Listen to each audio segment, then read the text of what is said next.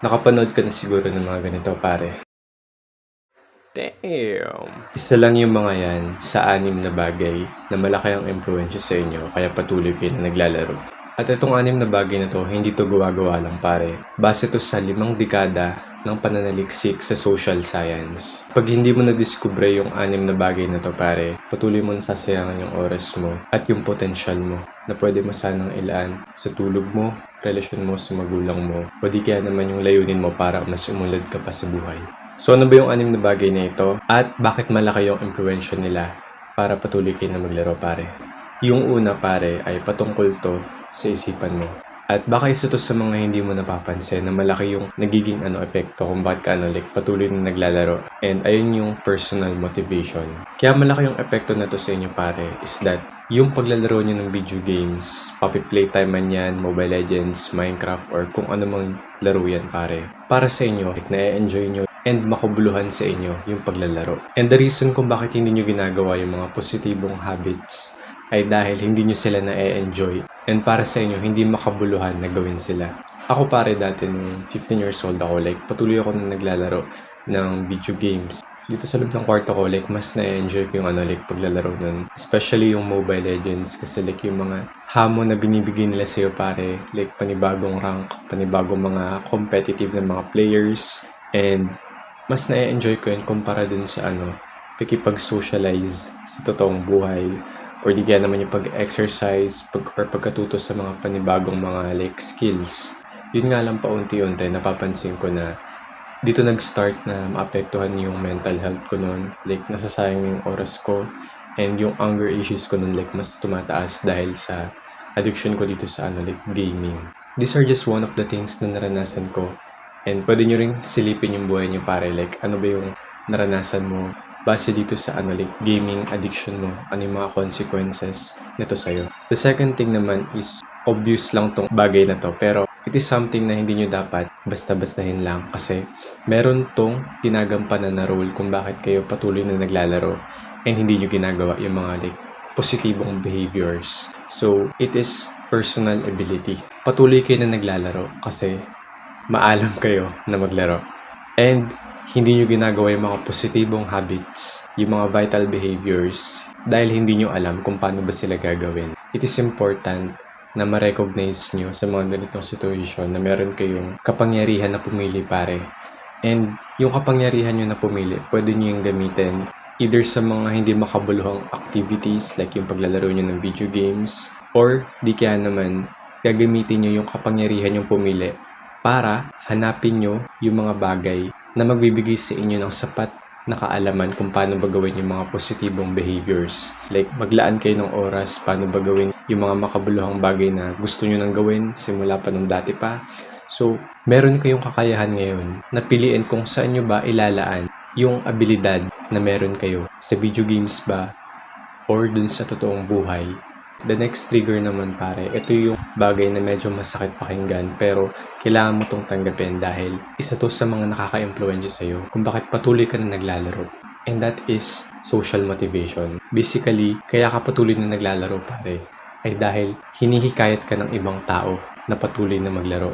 And dinediscourage ka nila, hindi ka nila sinusuportahan na gawin yung mga positibong behaviors. So I remember nung 15 years old ako, pare, noong nakikita ko tong mga influencers na to sa YouTube, naglalaro sila ng video games, ng Poppy Playtime, na itong mga entertaining na games. And dahil dun sa mga games na nilalaro nila, nakikita ko tong mga influencers na to na nasisiyahan sila. So, dahil doon, na-encourage din ako na maglaro ng video games, Mobile Legends man yan, Minecraft man yan, or kung ano mang games yan. Kasi nilalaro nila yun. Pero deep inside of me, gusto ko na maging produktibo yung araw ko. Ayoko na sayangin yung oras ko nun. Kahit nandito lang ako sa maliit na kwarto, gusto ko na ma-maximize ko yung buong kwarto na to sa mga makabuluhang bagay. In your situation, pare, take a look kung paano ba yung mga nasa social environment mo, pamilya mo man yan, kaibigan mo man yan, mga influencers man yan na pinapanood nyo, paano ka nila hinihikayat na patuloy na maglaro? And meron ba dyan na hinihikayat ka na gawin yung mga positibong behaviors? Because if none, then that's possibly the reason kung bakit ka patuloy na naglalaro, pare. Yung sumunod na trigger pare, ito yung bagay na hindi mo agad iniisip. Pero kapag na-realize mo yung malaking impluensya nito sa iyo pare, then mas makokontrol mo yung gaming addiction mo, like may iwasan mo yung paglalaro ng video games. And that is related sa social ability. So, social environment mo pa rin to, pamilya mo, kaibigan, or influencers sa internet. Like, doon pa rin siya related. And malaki yung influensya nito sa'yo pare kasi tinutulungan ka ng mga taong to na maglaro ng video games and hindi ka nila tinutulungan naman na gawin yung mga positibong behaviors. Pagdating naman dito, I remember nung nasa labas ako ng bahay ko, nakita ko itong mga kaibigan ko pare. All of them, they play a variety of games. And habang nakikita ko sila na naglalaro ng mga games na to, tinuturuan nila ako like, ganito daw gamitin tong hero na to. Ganito daw makasurvive sa ganito. Binibigyan nila ako ng mga iba't ibang tips kung paano ba mas maging better din sa paglalaro. What I realized nung mga moment na yun is that wala sa kanila yung nagturo sa akin paano ba mas maging better sa pagkocontrol ng gaming addiction ko. This is something na like, naging problem ko nun kasi nga gusto ko na makontrol yung gaming addiction ko pare. That moment, di ko talaga alam kung paano ko i-reject yung mga nila, sinasabi nila. Like, nahiya naman ako tumanggi sa mga binibigay nilang tips. Like, makatutulong naman talaga yun sa akin pare para gumaling yung gaming ko. Dahil dun sa situation ko na yun, like, what I can suggest to you pare is that subukan nyo na aralin kung paano ba humindi. Paano ba tumanggi sa ibang tao, like, aralin mo yun pare. And one of the books na binasa ko ngayon related sa paano ba i-reject yung ibang tao is the book yung Essentialism. And one of the lessons na lagi kong ina-apply para ma-reject yung ibang tao is that bago ako like pumayag sa like pagtulong nila, kung hindi naman talaga mahalaga yun, like magbibigay lang sila ng tip para makatulong sa akin, para maging better sa paglalaro, like hindi ako nagsasalita. I just ignore yung mga ganong tips. Paunti-unti pare, mas nakuha ko yung respeto ng mga tao na to because they know I am the person na iniiwasan ko yung paglalaro ng video games. The next trigger naman is related to sa paligid mo.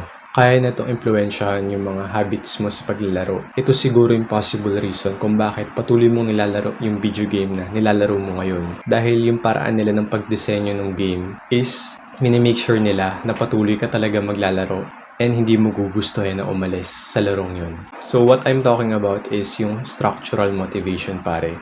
Nire-rewardan ka sa paglalaro mo ng video games or di ka naman pinaparusahan ka for not playing video games. So one experience that I can remember nung dito ako sa like probinsya sa loob ng kwarto ko, like wala talaga akong magawa aside from playing yung Mobile Legends. Like, nire-rewardan ako ni Munto ng mga panibagong star sa rank, mga panibagong skin, pang level up ng emblem, ganito, ganyan. Binibigyan niya ako ng mga ganitong rewards kasi nagpatuloy ako na naglalaro. Pero, nung time na gusto kong umalis sa paglalaro ng video games, like, inuutusan ako ng magulang ko na gawin yung paglilinis, yung mga kung ano mang kailangan kong gawin sa bahay. Pinarusahan ako ni Munton, like, hindi ako makakapaglaro ng like, rank game. Kasi umalis ako kalagitnaan ng match. So dahil doon, kaya hindi na ako umaalis dun sa kalagitnaan ng match. And kapag inutusan ako, lagi ko sinasabi sa magulang ko na mamaya na lang, ganito, ganyan. Kaya sa sitwasyon nyo pare, tignan nyo kung ano ba yung nire-reward sa inyo ng game na nilalaro nyo. Kaya nyo to patuloy na nilalaro. That can be yung mga status, yung top global ka na ganito. Yan, binibigyan ka ng mga recognition or virtual rewards para mas ma-encourage kayo na maglaro. And once na na-identify nyo na yung mga yun pare, then isipin nyo naman kung paano kayo pinaparusahan ng game na nilalaro nyo kapag hindi nyo pinagpatuloy yung paglalaro. Now moving on, dito naman sa most powerful thing na akala nyo like basta-basta lang, hindi nyo to ganun binibigyan ng like attention, but it actually shapes yung gaming habits nyo. Kaya kayo patuloy na naglalaro ngayon. Tignan nyo yung damit nyo. Tignan nyo yung pader nyo, yung mga suot-suot nyo. Tignan nyo kung paano nakadesenyo yung environment nyo. Because the next thing is yung structural ability. Yung physical na environment nyo, damit, pader, or kung ano man yan sa like physical na environment nyo pare. Or di kaya naman yung virtual environment nyo, sa cellphone nyo pa lang, or sa mga applications na meron kayo, tinutulungan kayo na to para patuloy kayo na maglaro. Kaya naman hindi nyo ginagawa yung mga positibong behaviors kasi yung physical or virtual environment nyo, hindi sila nakadesenyo para magawa nyo yung mga positibong behaviors na yun. So think about that pare. Ako, nung 15 years old ako, like dito sa probinsya pa rin, meron ng phone na hindi naman siya ganun ka sobrang bilis na phone. It's a Samsung Galaxy J7 Prime na phone. Yun nga lang, like, nahihirapan ako na maglaro kasi ang lag niya minsan, lalo na pag umiinit. And also yung wifi namin pare na PLDT, mabagal lang siya and naglalag ako kada naglalaro ako nun. So, all of these things pare, they have helped me play Mobile Legends, and kung sakali mang wala itong mga to, yung virtual environment ko naman, which is like nakapag-download ako sa Play Store ng mga offline games. Like dahil doon, patuloy pa rin ako nakakapaglaro, and yung gaming time ko pare is nag-i-increase, and hindi ko yung nalalaan sa makabuluhang mga bagay. So itong 6 na triggers na to pare, makatutulong sila sa inyo para ma-identify nyo kung ano ba yung nagtitrigger sa inyo para maglaro, and ano ba yung possible replacement habit na pwede nyong ipalit kaysa na magpa-apekto kayo sa mga triggers na to. Pero, hindi pa rin sila sapat kung gusto nyo na ma-quit yung gaming and hindi na kayo babalik pa muli. The next thing naman na kailangan nyo matutunan ngayon pare is paano nyo ba gagamitin yung 6 sources ng influence na to in your favor. Paano nyo sila kokontrolin para magawa nyo yung mga positibong habits, yung mga vital behaviors pare. And if you want someone na gagabayan ka rito sa proseso na to, you can check yung nilagay ko sa video description na ito, and that will help you na ma-overcome yung ganitong problema. So yun na naman pare, gawin yung magandang bagay lalo na kapag ayaw nyo.